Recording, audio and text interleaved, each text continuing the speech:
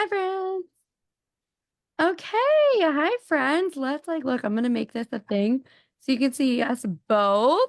Hi, everybody. Welcome to such a fun thing. So many of you have joined this community and you guys tell me what it is that you want and what you're struggling with and all of the fun things when you join this community. And I feel like the number one thing I get is, oh, I need help with sales. I need help with marketing. My business isn't growing. And so I've known Jennifer here for what, like almost a year, I would say at least. Mhm. And Jennifer is a killer at sales. You guys saw the email. She can get people to a 90% close rate. And so we did a podcast episode together a few months ago. People love it. People are obsessed with it. And so I thought I'm going to bring her in to share all of her fun expertise and things with you to really help you guys close more sales in 2024, even at the end of 2023, because I bet she can help you do that too. So thank you for being here, Jennifer, friend. Thank you for having me. I'm so excited to speak with you and everybody who's tuning in live and also the recording. I am excited you're here. So I will let you take it. Like, tell a little bit about your background. Tell us like a little bit about you, my friend, because I could say a lot of good things about you, but I'll let people Oh hear it my from you. goodness. Well, where do I even begin? Well, I'm Jennifer Reyes and I make selling simple and fun for coaches or service-based business owners without hustling. We go at a pace with grace, right?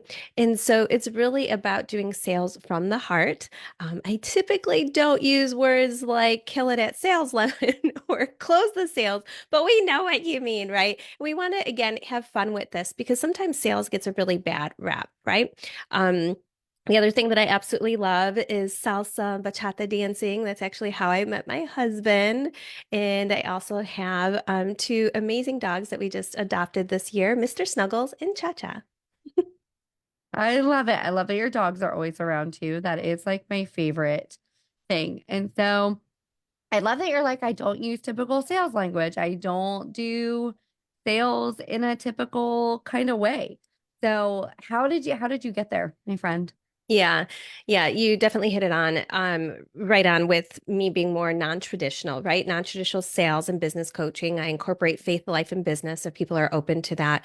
But the way that I got there was spinning around and being stuck for about 13 years before I fully launched Sales from the Heart, my business 10 years ago. I was in corporate sales, I was chasing the dollar, and while I did really well, I had this void in my heart, right? Something felt unfulfilling there.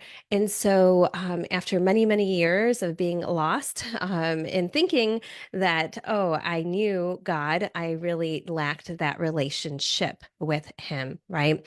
It is about relationship.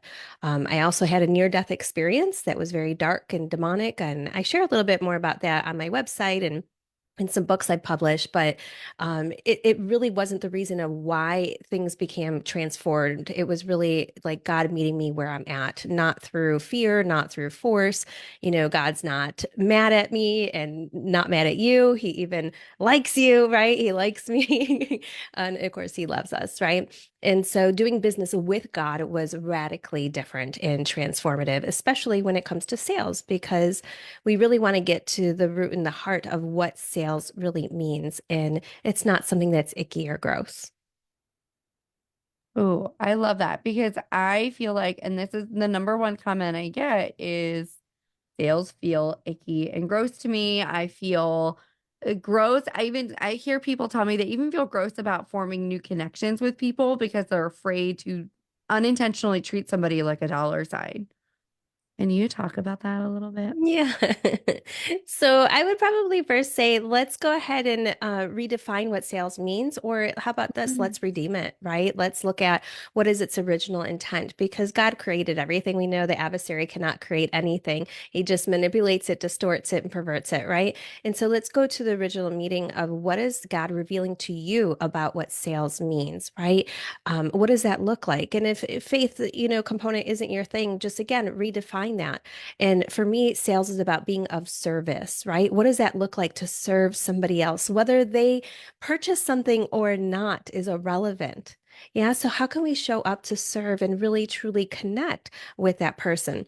And in your podcast, Lemon, we talked about breaking down sales in an acronym SALES, right? What does each letter stand for? SALES. And the first letter of sales, again, stands for being of service. Oh, I love that. Guys, if you did not listen to that podcast, you're going to want to listen to that podcast. It was such a good podcast. And I love that you brought up being of service to people, right? Like when I go to any sort of store, hi Natalie friend. When I go to any store to buy groceries or when I need my car repaired, when I need any of these things that I need done, it's a service that I'm looking for. I don't feel bad about paying for it. The grocery store manager doesn't feel bad that I have to buy groceries to feed my family. Like it's something that I need.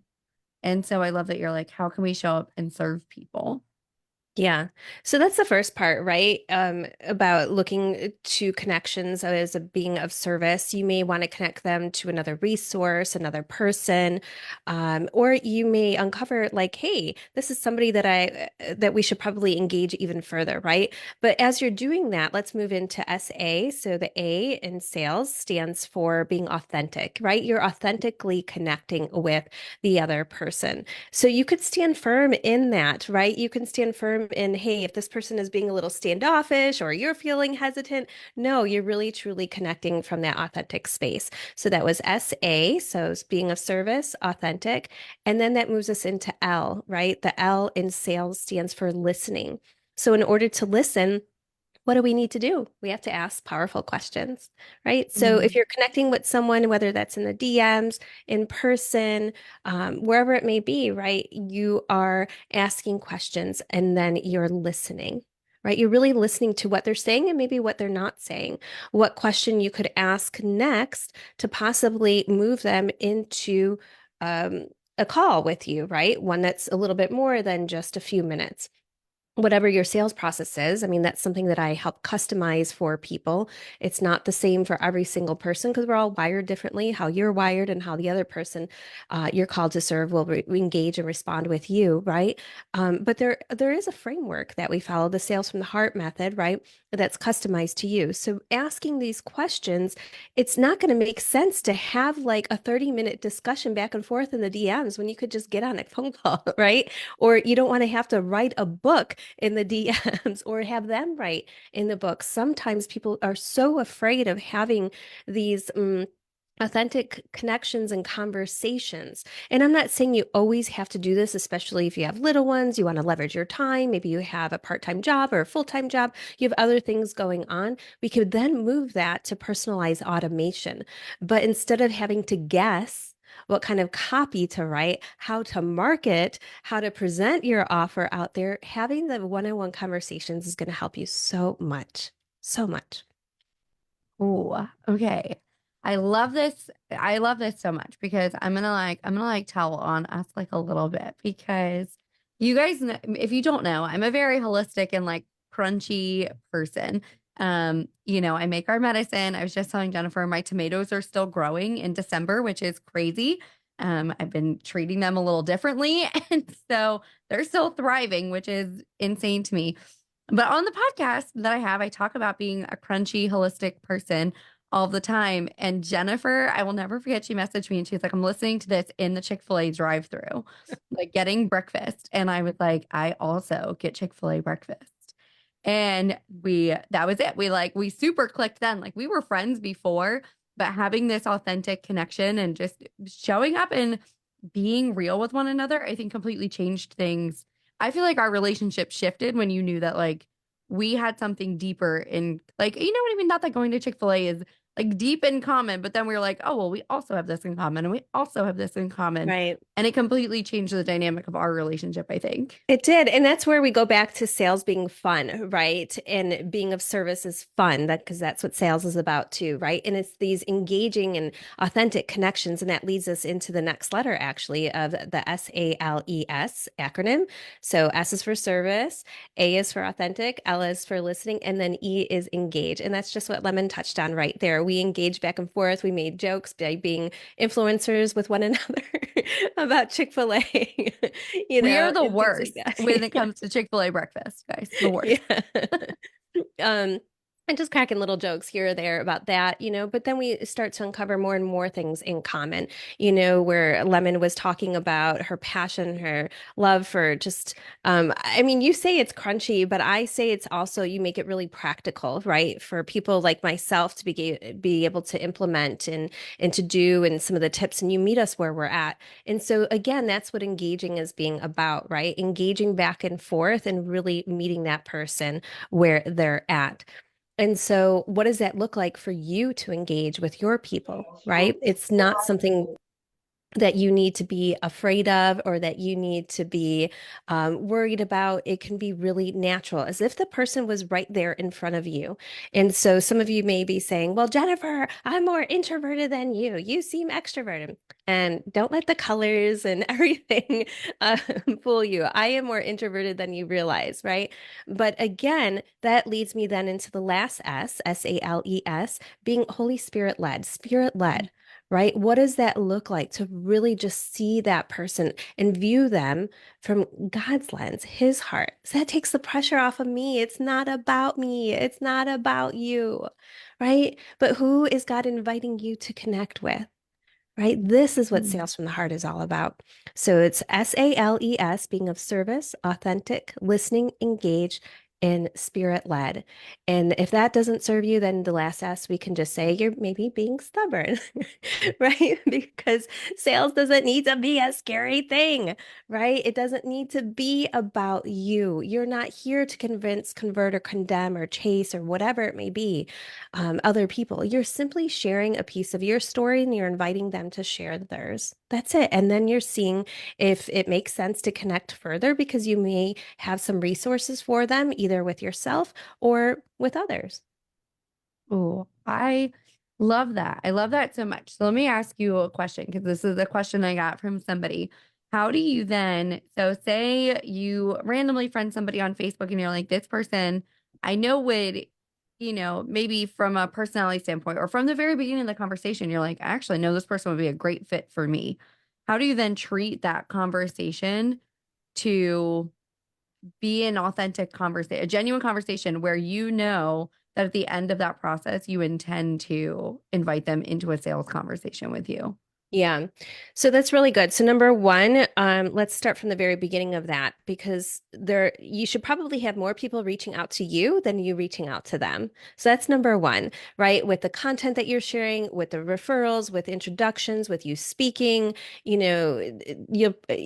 you start accepting a few friend requests on, let's say, Facebook, more will start showing up. Yeah. Just be careful with the kind of friends that you're accepting because more of those will keep showing up too. Um, but that's number one. But on occasion, there are people that God places in front of me to like reach out to, right? And so sending that friend request, sending a DM, and it really just looks at me genuinely looking at their page and seeing something that I connect with. It doesn't have to be like, I'm not looking at them as, ooh, this is dollar signs or this is a sale, right? I'm looking at them of how can I genuinely connect or be of service and be that connector. Right, right. It's something for some people that aren't necessarily, it's not as natural. Maybe, making connections or being a connector is not as natural. So then just be intentional about that, right? About serving them from that standpoint, number one. And then number two, I like to use the audio messages, especially on LinkedIn. A lot of people don't realize that you can do this. There's a little microphone that you could hold down for only a minute. Usually Facebook, most people have accounts that can hold down a little bit longer, but you don't want to go too much longer than a minute, right? So you just send an audio message, and then I let people know that they can reply back to me via text or audio because not everybody's in a space to be able to talk freely. Not everybody wants to talk, but that's my preferred method of communication is actually speaking, right?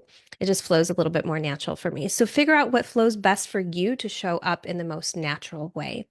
And then I'm not going to go back and forth in the DMs again for a lengthy period of time. What I'll do is I'll actually, let's say it is somebody that I can possibly serve or God is highlighting to me, right? Maybe I'll ask a few key questions about the areas that I like to know about for my business. Right. So if somebody is reaching out to me or I'm reaching out to them, a few things that I'll ask about is, why are you passionate about the people that you serve? Like I want to know what is their heart behind that? Yeah. I also want to hear things about um, you know, and I don't go too deep in a connection call, right? But I just ask them, what do you find enjoyable about your business, and what would you like to see enhanced a little bit more, if anything? Right? That might be a question that I ask, but usually it doesn't go straight into those questions right away. There's the rapport building first, right? Rapport building. Usually they'll see something of mine, they'll hear me like on a podcast, like on Lemon's podcast that I was recently on, or they'll go to my website or something like that. So they'll have a feel and they'll begin to ask me more questions. So it flows more natural. So are you putting content out there? What does your messaging look like? And some of you may be like, well, how am I supposed to know what message to put out there if I'm not able to have conversations yet with people? Then you just begin having conversations. God will send you the right people at the right time, the right people at the right time. And will you make some mistakes along the way? Yes, I hope so, because that's how you learn. But for me, the opposite of success is not failure, it's complacency. And even worse is content complacency, where you feel like you're moving forward, but you're spinning around in circles over and over and over again. And that was me for 13 years before I launched Sales from the Heart. I kept thinking, I'm too young. I need a certification. I need to have more money. I need more experience. My life is a hot mess. Who am I going to help? I mean, all the stuff. That wasn't even my story. I was taking on stuff from everybody else, right? And wearing that. But oh my goodness, did God just, nothing went wasted there. God used it all. Yeah, he used it all. Oh, Jennifer friend. Okay, I love that. I love that so much. And I know we could probably keep going, but there's women on here. And if Yeah, you're okay, I would love to give them the chance to unmute themselves and ask questions and like get real time feedback if you're good with that. I would love that. That's my preferred. Yes. Okay, I love it. So I see some of you guys on here. So ask away, unmute yourself, come on camera, come say hi to Jennifer. She's great. I love her so much. If you guys don't, I will start picking on you because I know you guys have questions, or else why would you have come to the call? It looks like Tara's unmuted, but I don't know if that's intentional. Right? I don't know.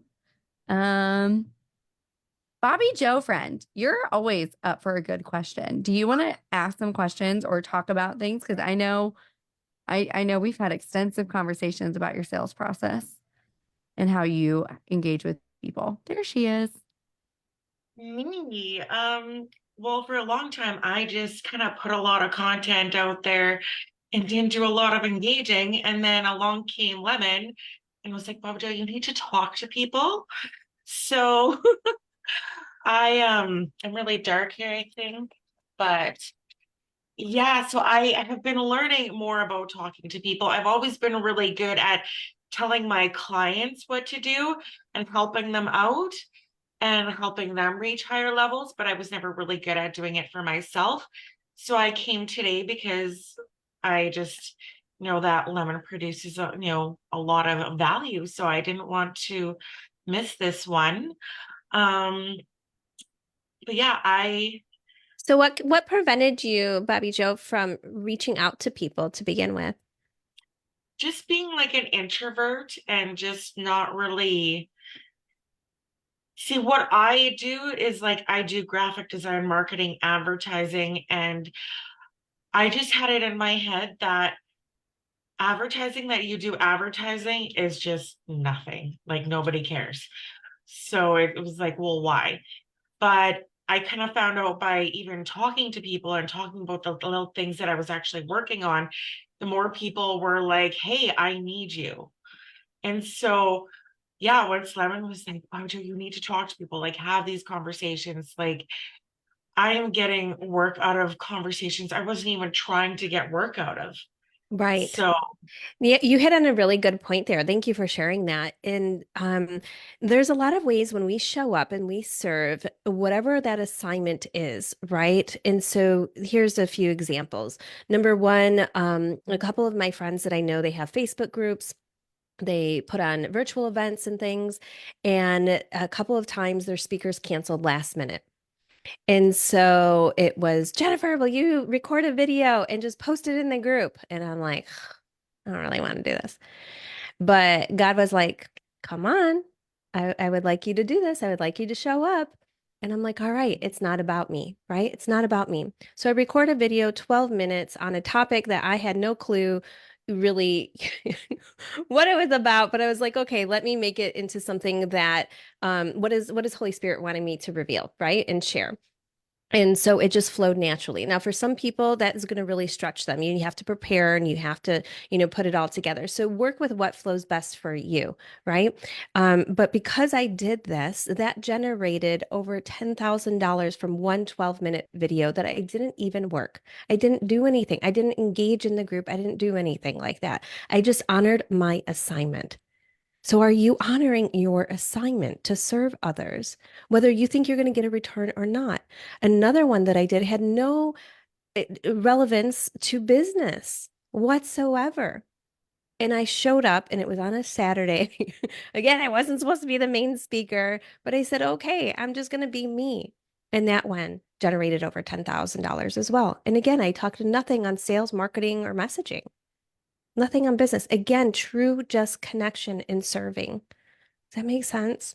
Y'all? yeah, for sure. I have a client that she's, quiet in groups. And so I also invited her to come to this. And I hope she catches the replay because I think, she's a bright and shining woman. And I think just talking and having this connection and learning some of these things from you ladies is going to just make her shine even brighter. I love it. Thank you. Thank you. All right, Um, looks like a question came in.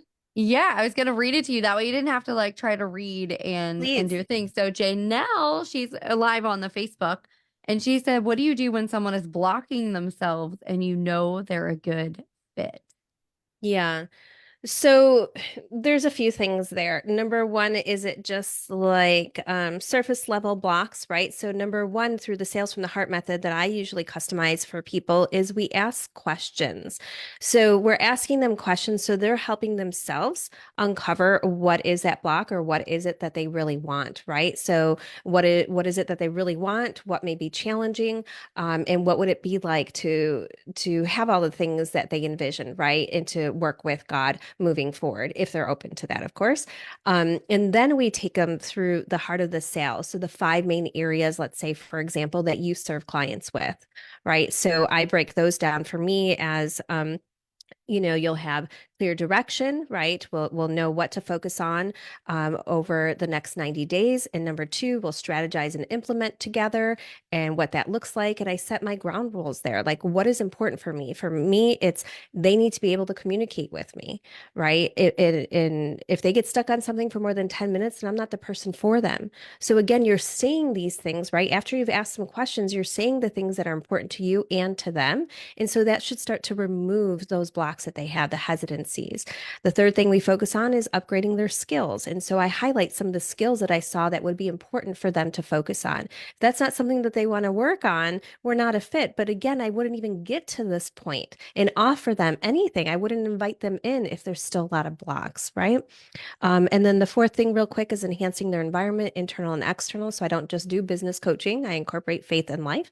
And then the fifth thing is renewing your mind, right? And And so that's just an example. And I share a little bit more bullet points on that. So that's going to help, them to release anything that they could be hesitant on. But more importantly, what is it that they do want, right? And is that something that you can serve them with? If not, you're not the right fit with them for them, right? You're not going to invite them in. Is there another question or Lemon? Yeah, she's got another one. I loved that answer. So then how would you approach a person who wants the thing, the offer, the product, whatever it is that you have, but they have a money objection? Yeah, so I don't really deal with objections with the sales from the heart method. It's something that, again, that we're talking and having open and transparent conversation up front about. So when we get to the pricing and the packaging, it's pretty much a go, right? They know what to expect up front. There isn't any surprises. Again, it's very transparent throughout the entire process. But let's just say, somebody is having some financial challenges. That number one, most people don't want to be stuck there several months later, a week later, years later, right? They don't want that. And I always let my peeps know, like, hey, finances aren't a reason of why we can't get started. There's always a way. I have seen God move like that when a decision is made. And for the same thing for myself, too. When I first started 10 years ago, when I invested with a coach, I didn't have any other financial income coming in. I didn't have anybody else to lean on for that. If anything, I was also responsible for helping another family, too. So I did feel a little bit of pressure, but hello, God is provision. He will find a way. He will make a way. And you know what? There's also plenty of free resources out there. I have free resources on my website, free 10-minute business makeover for you to dive into, right? You hear a little bit about my story, but more importantly, we dive into yours. I share valuable content through my emails, through social media. So I'm sure you're doing the same thing, Janelle, by offering value and, valuable content out there that you're sharing with others, right? But also, you may want to consider what different level of services or packages do you have, right? So that's how I usually get people to 90% enrollment or higher with their services because it's not just one offer. I know most people only teach one offer, one offer, one offer, right? But if it makes sense for us to come up with more than one offer, let's do that for you, right? Because there are people out there that can still benefit, that can still learn from what you have, you know, to offer them. Oh, I love that answer. It's such a good answer. Natalie, Crystal, do you guys have questions that you want to ask Jennifer or anything? Go ahead, Crystal. I'll go ahead. So me and Natalie we started this life insurance business together. So, with that being said, we get a lot of objections, and piggybacking off of what that last question was, we have a lot of, I guess, think about it. And when we go back to talk to people about what we offered them, they don't get back to us, or they tell us that they're still thinking about it. Um how would you Yeah. approach that? Yeah. So if you're hearing it quite often that people are saying, I need to think about it, there could be a few things. Number one, it could be that there's a gap in your sales process. There's something unclear, something that they're not trusting, right? That could be number one. Number two, it could be that they're the wrong people. Like we shouldn't even be offering them anything. There might be some more questions that you need to understand up front to see if it even makes sense for you to invite them in, right? Number three, it could be just a flat out excuse. And, can you be bold enough to ask them that? And you could say something like, hey, I sense that there might be something else. Would you mind sharing with me what that is? Just be totally transparent with me, right? Because if you can't have that, there's no trust anyways there. And then the fourth thing that I would probably say to this would be um, people should not be ghosting you. So, one of the ways that you can say that is if they need to speak to their spouse or get back to you, we would ask them, okay, I just have one request. To honor our time together today, I would ask that we hop back on a call, right? Please don't DM me. Please don't text me. Please don't email me. Please don't send how do you say a carrier pigeon? Like don't ghost me, because You try to ghost me, the Holy Ghost is going to show up anyway. So you can't run away from this. Make it light and fun. That's usually something that I say. But it is really important. Again, from the very beginning, I am talking about honoring transparency and conversation. Otherwise, I'm not the person for you.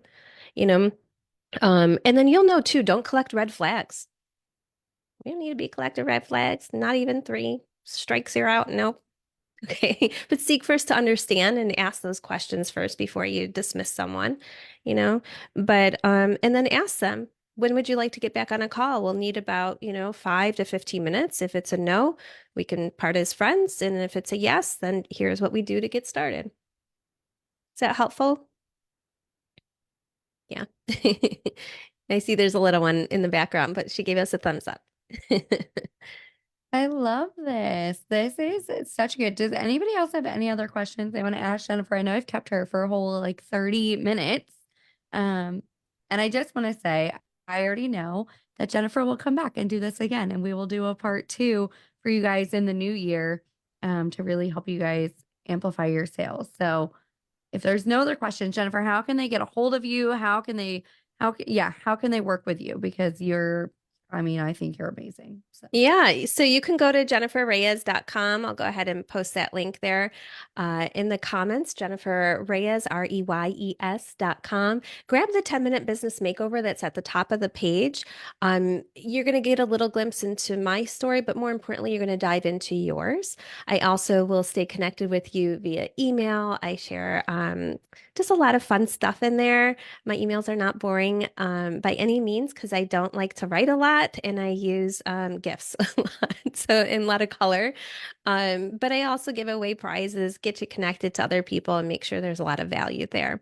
And then if you would like to connect one-on-one, of course, you can find me through Facebook and LinkedIn among, I don't know, 1,000,002 Jennifer Reyes is out there, but you can just connect with Lemon and you'll find me. Or just go to my website and you'll see my social media links from there. Oh my gosh.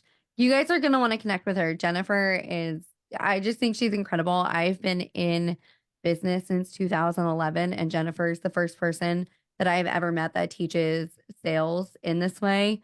That literally the absolute, and I used to run sales teams. I did all of the sales things, and Jennifer just has such a beautiful heart to serve people, and she just does things so differently. So you're going to want to connect with her. I promise it will be the best Oh connection my that you goodness. make to end Thank the you year. so much, Lemon, and thank you for having me here. And if there's any questions that people want to ask, I know sometimes it can be a little bit sensitive too. If you want to DM me your questions, I'm happy to reply back. I'll probably use an audio message. You don't have to worry about me booking you on a sales call unless you want to want to do that. But don't be afraid of it. Don't be afraid of connections. Don't be afraid of asking for support, for help. Lemon is a great resource for you as well. And then tune into her podcast, especially, I don't remember the episode, Lemon, but the one that you and I are on for more sales tips. You'll hear more there. I love it. I'm going to drop the episode for everybody too, because guys, this episode is just a month old. So it is a fresh episode. Go listen to it and just go connect with her. I promise you, go connect with Jennifer. I'll even tag her in the comments so you guys can just go connect with her right away there. So just thank you, Jennifer, for being here. Thank you, ladies, for coming and being engaging. You guys were both on the actual Facebook page and in here. So I want to thank you for that. I want to honor you guys for showing up in that way and just wanting to learn more. Look, Jennifer's dropped another link. I'm going to pop it in the Facebook group for everybody. So just thank you, Jennifer, for being here. Thank you, ladies, for being here. I super appreciate you all. Bye. Thank you.